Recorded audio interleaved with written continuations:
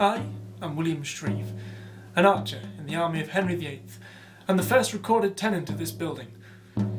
I was mentioned in the muster roll of 1536, the same year that Queen Anne Boleyn and Thomas More were executed. Though whether I had anything to do with the great matter, I am not at liberty to say. Some call me William the Sheriff. However, the history of the house stretches back even before my time.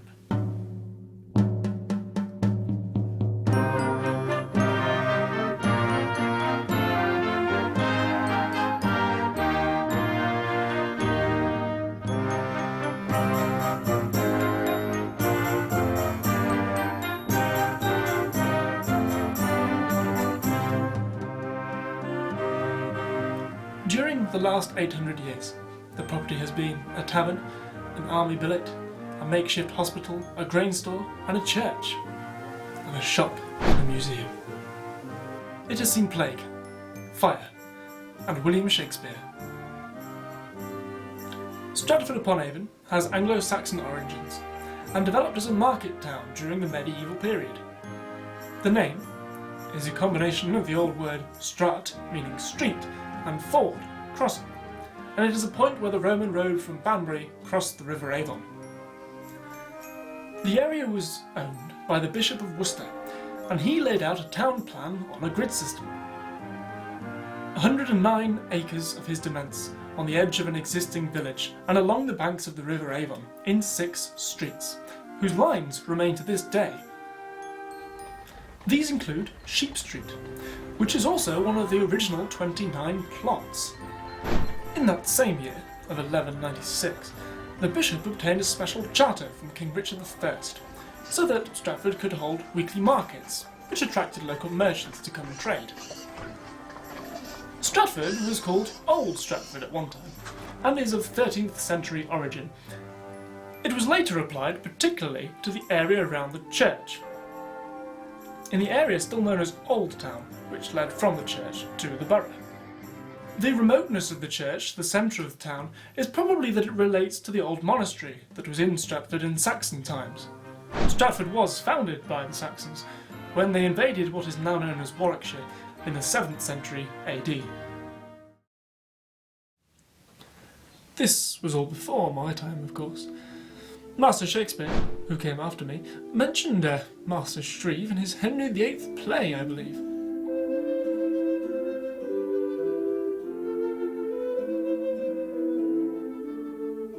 By the end of the 1550s, I had moved on. Did I go down on the Mary Rose? Was I executed? No one knows.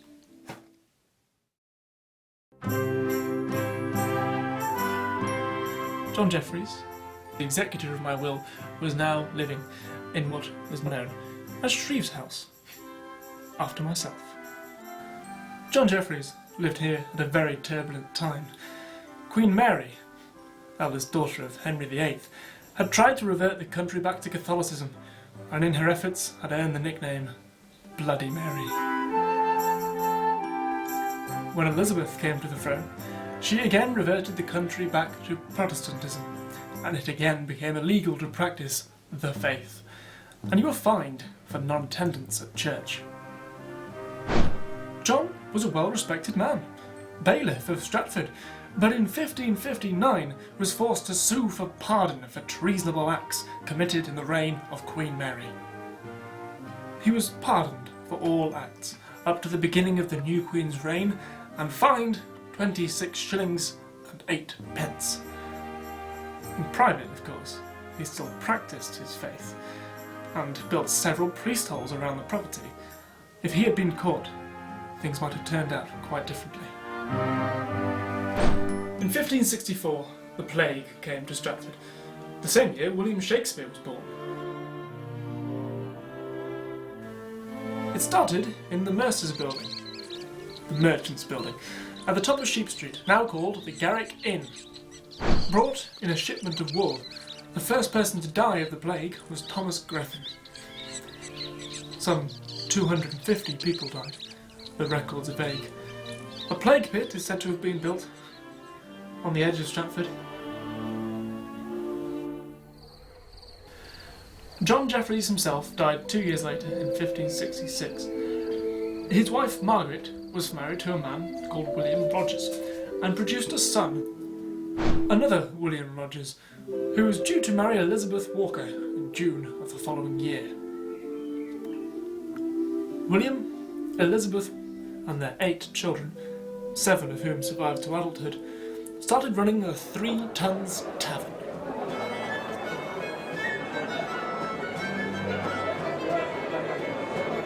They had lots of room for people to stay in bed and board, usually in a trundle bed or in the main sleeping area, and made their own beer on the premises.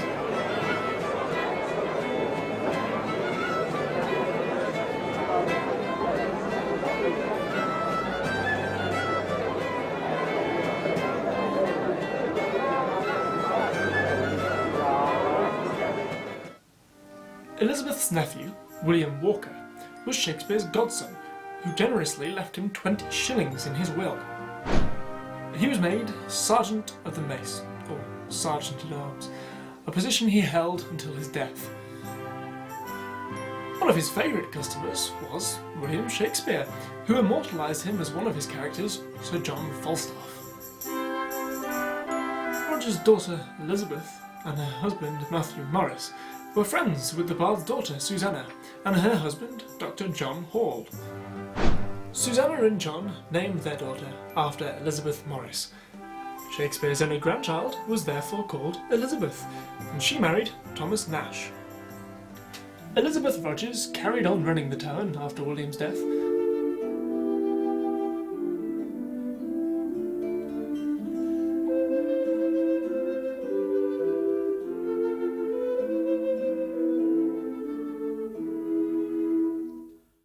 There was a spate of fires in Stratford around that time. In about September 1594, much of Bridge Street, Henley Street, and half of the High Street burnt down, and in 1595 the other half of the High Street and much of Sheep Street was burnt down, including a lot of Shrieves House. Elizabeth Rogers was ordered to replace the old medieval fires we were still using with proper brick-built fireplaces. She also replaced the thatch with slate. In fact, this actually became a law in Stratford to replace all thatched roofs within the boundaries. Elizabeth's brother was Henry Walker, whose son, William, was Shakespeare's godson. Whether or not the two families were directly related, both were certainly cousins to the lawyer brothers, Thomas and John Green. Her brother Henry and John Green of Bridgetown were named by Elizabeth as overseers of her will. Elizabeth was buried on the 4th of August 1624, having made her will only the day before. Their daughter Elizabeth married Matthew Morris, who met via Susanna Shakespeare and her husband Dr. John Hall. The Morrisons probably lived in Shrieves House with the widow Rogers from 1613. By 1635, the house then passed to the second Rogers' daughter, Alice, and the rent was being paid by her husband, Robert Bellamy. In 1642, another great occurrence happened in Stratford: war. The English Civil War. It began a few miles from Stratford in a place called Edgehill near Kyneton. The very first battle, the Battle of Edgehill, took place there on October 1642. The troops, many of them Dutch mercenaries under the command of parliamentarian Colonel Bear, were billeted throughout Stratford, including Shrieves House. The house was owned by John Woolner, a royalist, who leased to Captain Lucas, a parliamentarian. John Woolner was not too popular, despite the proclamation of Lord Brooke, the parliamentary captain that seized control of the town from royalists some months before, that none of the army should pillage or take away anything from any inhabitants of the town. The townsfolk obviously felt that it was their duty to persecute Woolner for his political beliefs. He suffered considerably from thefts, finding himself short of £70 when various moneys and goods were accumulated in protest at his entertaining the royalists. John Woolner became one of the most well-known Stratfordians to have leased Shrieves House. It was he who negotiated the new borough charter with King Charles in 1664, and under it, ended his first term as bailiff as Mayor of Stratford. He was mayor again in 1677 to 1678 and 1694 to 1695.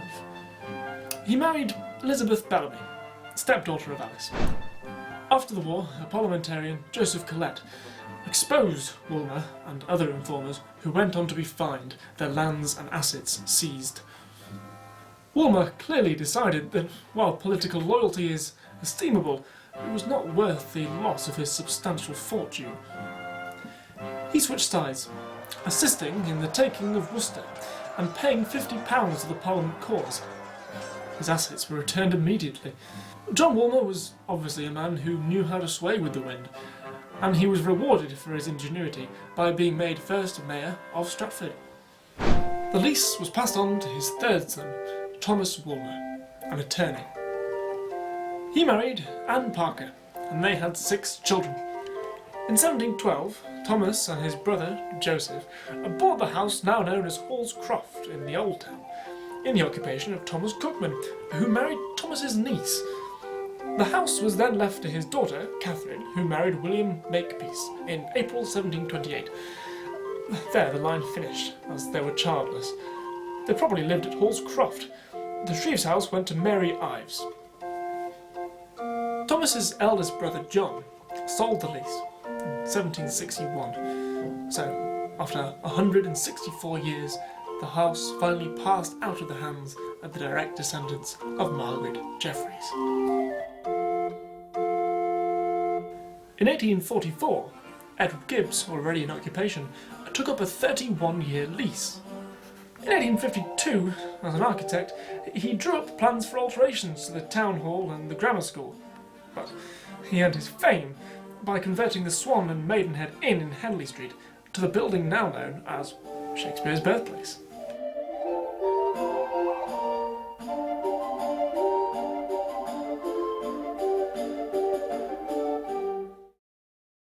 Edward Gibbs became the second mayor to be a resident of the Shrieves House in 1871.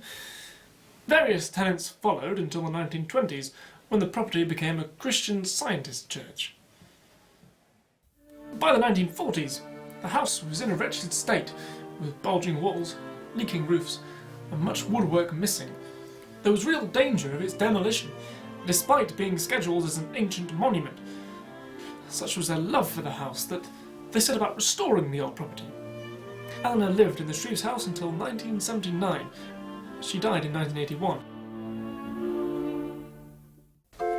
Eleanor was followed by Anne Bannister. Anne was a dress designer who started an interior decoration company.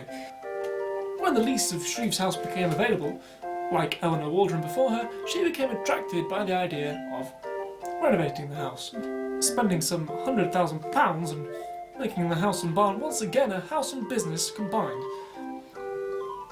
Unfortunately, the barn running parallel to this one was demolished in 1987 to build a shopping arcade now known as Shrieves Walk. It lost as much of the peace and privacy that had been behind the huge oak doors for hundreds of years. Janet and John Ford took over in 2007, and in 2008 developed the museum to show the Tudor world in a fun, accessible, exciting way.